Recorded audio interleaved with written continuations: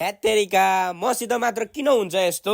हिजो CC camera ल्याइयो भनेर खुसी मानेको मात्र के थिए, अर्को टेन्सनको कुरा आइहाल्यो। सधैँ सटर आफै लगाउने म हिजो के दशा लागेर भाइलाई लगाउन त आज भनेर भनेको मार्कन तान्दिएछन्। हिजो त बल्ल तल सटर झारेर माथि गयौं, अब बिहान सटरै उठाउन नसकेर हेरेको त सटरको रड नै बङ्गाइदिएछन्।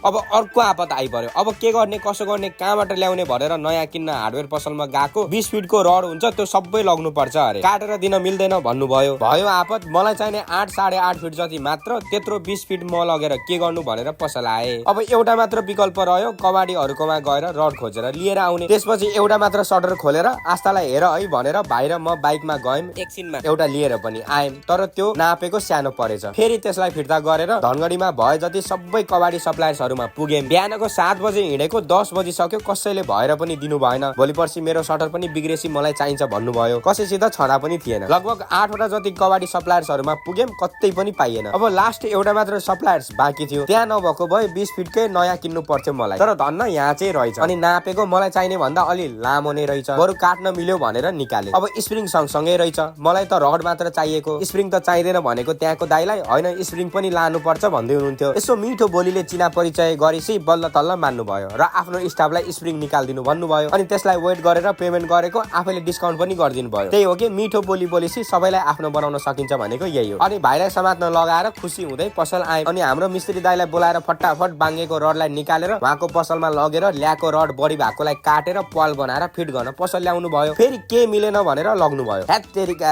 1 बजी सक्यो, आज पसल खोल्न पाएको छैन भने। अनि एकछिनमा ल्याएर फिट पनि गरिदिनु भयो। अनि तलमाथि गरेर चेक गरे, गजबे बनाइदिनु भएछ। अनि उहाँलाई पेमेन्ट गरिदिएर भाइ र म भएर सामान मिलाउन थाल्यौं। घडी हेरेको ठ्याक्कै 2 बजेको रहेछ। अब भोलिको दिनमा कुनै टेन्सन नआओस् है भगवान भन्दै आजको भिडियोलाई यही समाप्त गर्छु।